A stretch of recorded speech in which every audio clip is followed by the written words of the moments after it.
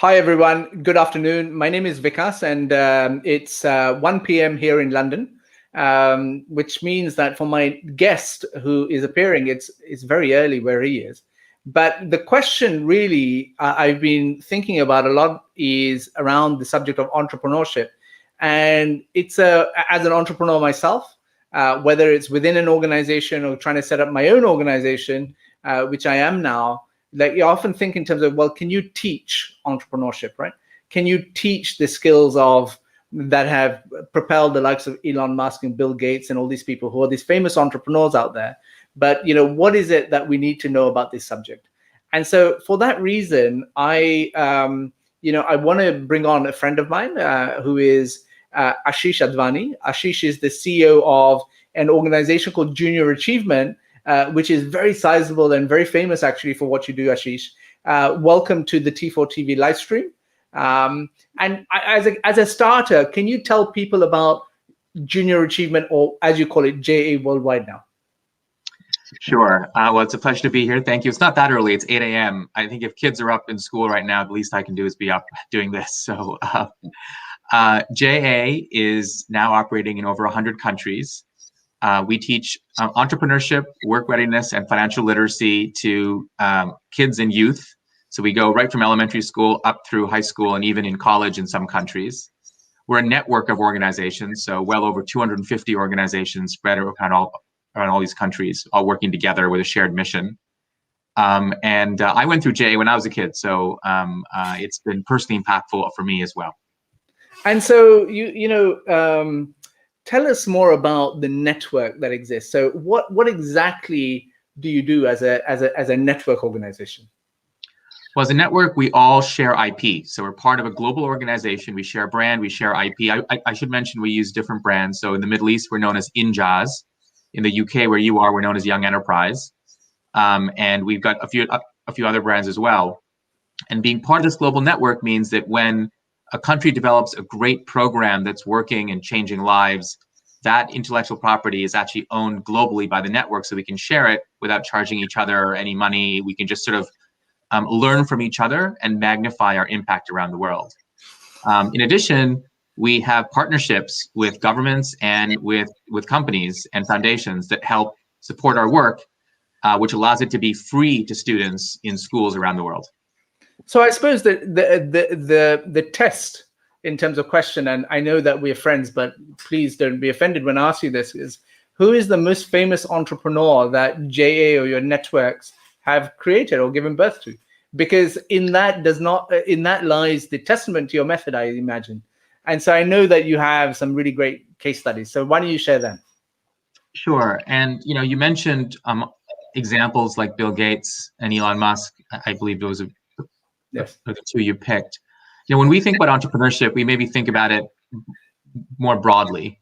So while we do have famous entrepreneurs who've become billionaires, one that comes to mind is Mark Cuban, who's an alumnus and actually is a huge supporter and fan of JA. He tweets about us all the time. So I'm grateful to Mark for doing that.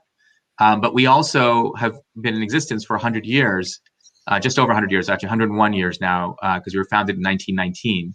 So we've had millions, literally millions of youth that have gone through our programs who we now call alumni of JA. We have over 110 million living alumni, including many of the world's famous business leaders and entrepreneurs, and also the not so famous who've actually been able to create a job for themselves and a job for others, or bring an entrepreneurial mindset to working for example, social enterprises or nonprofits or corporations. So in addition to Mark Cuban, to be honest, the way I think about our organization is not about creating yet one more sort of famous entrepreneur, but creating people or helping people become who they want to be, which allows them to think of themselves as job creators, which, as you know, right now the world needs, partly during, kind of after COVID, but just going forward, given the changes that are coming. So thanks for sharing that. And of course, Mark Cuban is a humongous name and a very successful person. And you're right to say that entrepreneurship is more than just about what I mentioned at the outset. And so the question is what is in the secret sauce of JA? What works when it comes to teaching entrepreneurship to you? So our audience, Asheesh, as you know, is teachers, right, in schools around the world who often grapple with this issue in terms of well, how do I do this, right? What are the secrets to success over here?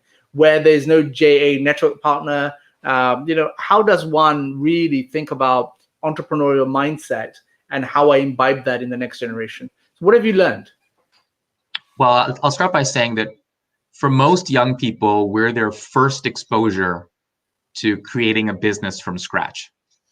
So for most young people in either high school or sometimes even earlier in junior high, middle school, we enable them to have the freedom of time and space and mentorship to actually not only have an idea they put on PowerPoint to talk about the future, but to actually build a real product, sell that product, raise money to build that product, learn how to do the finances for the profit margin for that product, learn how to do the marketing for that product, and even develop the people skills to work as part of a team, because most of our programs involve teamwork. So because of that very hands-on learning by doing experience, really I would say, to answer your question, what have we learned? The way to actually impact a young person's mindset, to give them what we call the self-efficacy or the confidence to be able to pursue entrepreneurship later on in life, you need to have a few simple things. One is you have to have role models. I mean, we've learned there's actually science to teaching this, right? One is you develop the self-efficacy by meeting a role model who's actually done what you want to do. So it increases your confidence that you can do it. So it doesn't help if you're a young, say, a girl or a boy in Africa to see the example of Elon Musk, because he didn't come from the same, actually, he's South African, so that's a bad example. But let's say Bill Gates. Seeing Bill Gates' example of success might not actually make you feel confident. If you're a girl in Saudi Arabia, in fact, it might discourage you from having a career in entrepreneurship, to use Bill Gates' case study. So finding somebody who's just like you, who's achieved success, really helps impact your mindset. And partnering with teachers to do that is critical to what we do. So in addition to bringing these role models into the classroom and into the work that we do, we actually help young people surround themselves with people who give them the positive encouragement to make them continue to pursue this. And that idea of positivity and optimism is core to our organization. There's some great responses. Thank you for sharing that. And actually, someone has already asked that question on here. Dipali Thakur, can you share the how of your process, right? Which I think you spoke to a little bit, but do you want to say a bit more? Sure. Well, it's typically a program between, say, 8 weeks and 17 weeks, depending on the country. Some school systems want us to be in the schools for longer, and some have restrictions which keep us there for shorter. That's perhaps the program we're most famous for on the how is called JA Company Program. It's what I went through when I was young too. And then we have a number of other programs that are shorter. For example, some are just over the weekend, which is an innovation camp, which we do, over a short period of time. Or we also have programs which are designed to be part of the school day, particularly for younger kids, where the idea of doing something after school on the weekend is difficult. So we actually, during the school day, have programs that the teacher really runs, and we train the teacher to run those programs. Great stuff. And you have something called the Entrepreneurial Skills Pass. Do you want to talk about that a little bit? Yeah, sure. So I think one macro trend, particularly after COVID, is that young people will be pursuing micro credentials rather than thinking of themselves as being prepared for getting a credential for completing something, as opposed to the skill acquisition that comes from getting a credential. So you're probably familiar with the term, micro credentials. There's so many of them which are proliferating around the world. Our particular credential, called the Entrepreneurial Skills Pass, was developed by JA Europe. So it was developed actually in countries in the European region, and now it's starting to spread around the world. I think we're now up to over 30 countries around the world allow young people to actually earn this credential while they're in high school. And what we're doing is we're partnering with employers and partnering with governments to recognize this credential. So young people who've gone through this experience, it's related to JA Company Program. So it's once they've finished this entrepreneurial experience, they actually take an assessment to understand what specific soft skills they've learned along the way.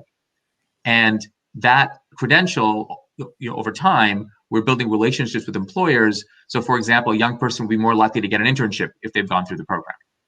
And this is, I think, part of a global trend where the way that skill acquisition is being broadcast is less about degrees, 4-year degrees that start and end, and more around a series of credentials young people earn where they can build a portfolio to show what they've actually accomplished. And that portfolio will grow over life and be, showcased on websites such as LinkedIn and other places which employers now use to assess who they should hire. And so you have, I mean, you touch on this really important point that teachers grapple with all the time. When little Johnny or little Sarah comes into their office or their classroom and says, Miss, what should I do when I graduate? I mean, there's a lot of stuff that's loaded anyway, which is about graduation and going to university. You touched on it, which is, you've seen this movement about these micro credentials happening. And the question is, what will the value of a university degree be in the future? I'd love to just pick your brains on that. Well, it's changing. There's no doubt about it. And I would say it's changing differently in different parts of the world. In parts of the world, for example, the US, where university degrees are very expensive in relative terms, I think the return on the time and the return on all the money that's spent is being assessed more critically now than perhaps ever, particularly because when young people are going through university without the benefit of the social in-person experience and it's just the raw learning online, the return on that investment is just harder to swallow for a lot of people. So that's a very US example. I will say in other parts of the world, and I travel quite a bit, or at least I used to travel quite a bit. It feels sad to even say that. I used to travel quite a bit. I will say that the assessment of university as a place for lifelong learning, as opposed to just a space for learning for 2 to 4 years in your early 20s or late teens, I think that is also being completely reassessed. So I think the role of universities will change to be places for lifelong learning that has bite-sized ways to consume different sort of learning experiences.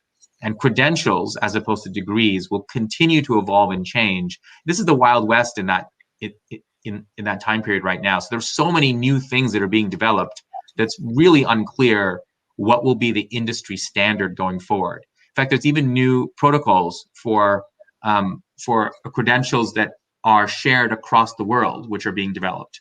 A bit like the early days of the internet, where there's some standard norms that are being applied. It's fascinating. And so, I mean, we should perhaps dig into this a little bit, because the question is, what will a university be? I mean, what is a university, right? And so when you talk about lifelong learning, I remember that story about organizations like Udacity as an example, right?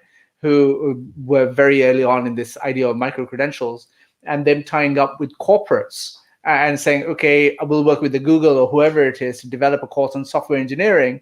And actually, those that undertake it are more likely to land a job, surprisingly, at Google. But the point was that is Google a university, or is another employer who creates a micro-credential in an area, are they the university of the future?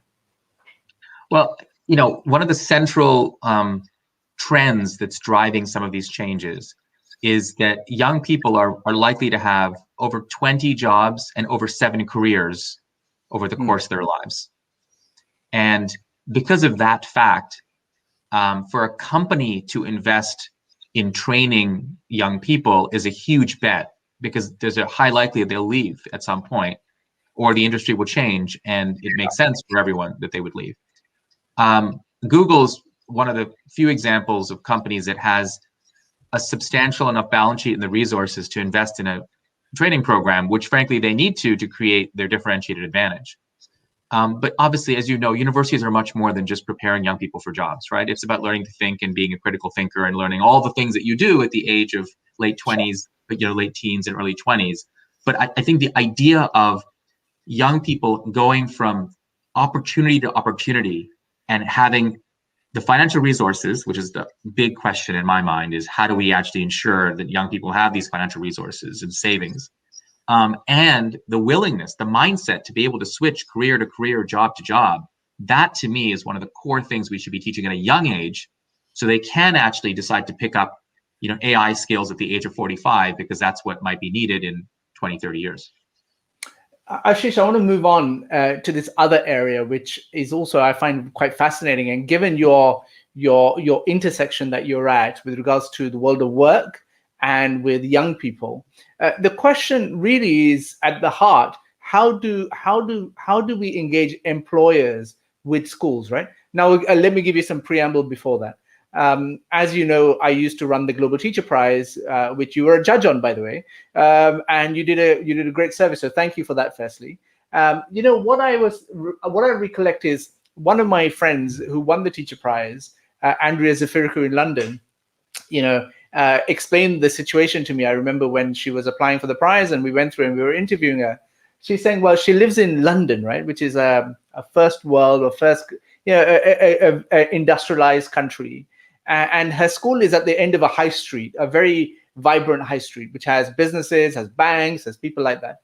She said, look, the problem I'm having is in my school, we find it very difficult to engage anyone who's not a parent, including any of the businesses on our high street. And so the question, again, I ask is, well, how do we engage employers with schools, given that employers are often talking about, well, education systems are not delivering what they want, but actually, are they putting in the hard work to actually engage with the establishment of the institutions? And you and I have seen this, for example, through our joint work at the World Economic Forum as well, where you have very high-profile CEOs, moan about, how schools are underperforming, but yet have no connect, and actually think you can sideline them. So give me your thoughts on how do we increase this engagement? I mean, that is core to what we do. It is so down the fairway of what we spend all of our time doing, is finding ways to bridge the language and the divide and the way people spend time between employers and schools, typically high schools and middle schools. And I do think it really matters when you talk about the different ages of kids, because the way they learn at different ages, as you all know, is very, very different. Sure. So, for example, for middle school kids, we were able to do job shadows, where we can take a young person for a day to that local company down the street. And I'll tell you one story. I was in India, and we took some young girls who are, I believe, in 8th standard to GE Healthcare for the day. They'd walked by GE Healthcare every day on the way to school, this big, beautiful building. They walked in for the first time and they experienced air conditioning, and they thought, oh my God, this is beautiful. How cool is this? An air-conditioned building on a hot day. And they met executives at GE Healthcare for the whole day. And the language was so different. Some of the male executives were talking about how they have a sales job or they were hitting their numbers. And then there was a female executive who talked about how she'd studied science and chemistry, and now her job was to be the head nutritionist for GE hospitals in Mumbai, and how she helped sick people get access to great meals. And she spoke so well, and she talked about how she used to be just like one of those girls. This is speaking to the role model example. We asked the young girls after the day at GE, were they interested in science? Were they interested in chemistry? And all of them raised their hand, partly because they wanted to be just like this young woman who spoke about her career. And it's all about, I think it's so much about language, of how young people consume content from these executives. And it's about how executives talk about education, which is absolutely sometimes so derogatory. But if you can just be an organization that bridges the divide, so much good can come of that. And I've seen it up close and personal. And I really believe that this bridging is core to what's needed, particularly if we believe that young people have to become job creators in the future, given how fast the world is changing.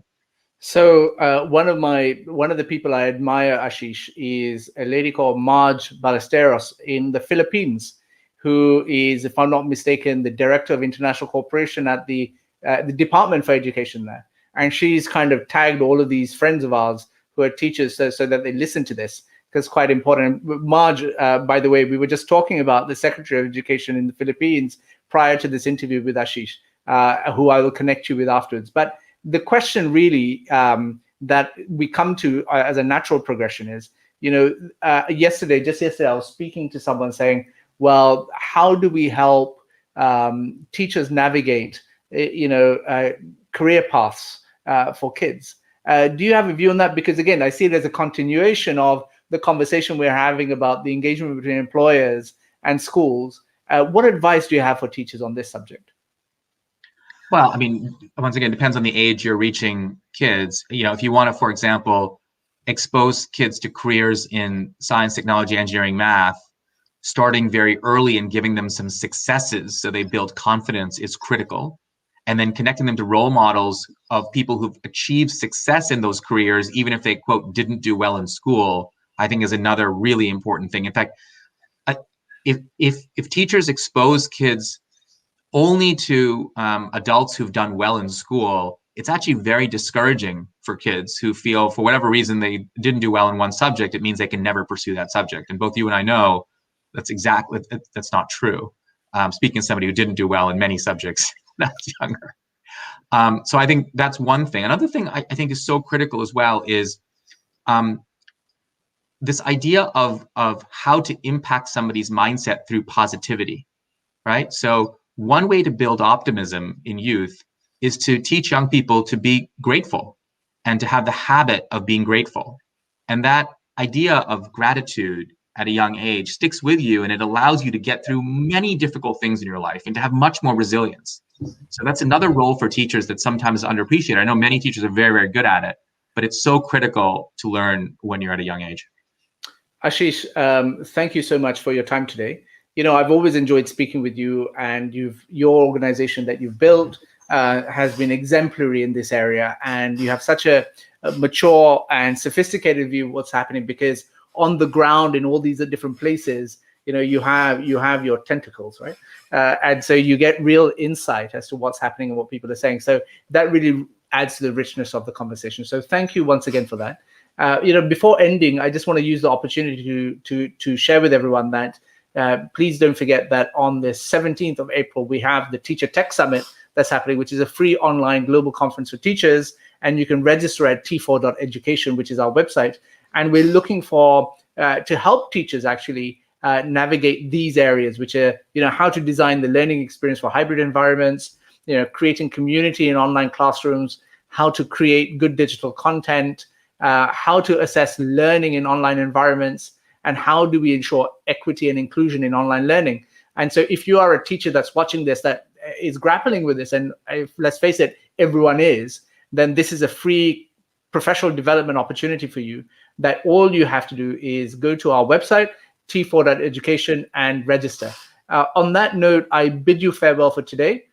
Tomorrow we have another T4 TV live stream with a friend of mine from Japan, who is going to be telling us in terms of, or educating us about, you know, all the different facets of and quirks of, you know, how education works in Japan.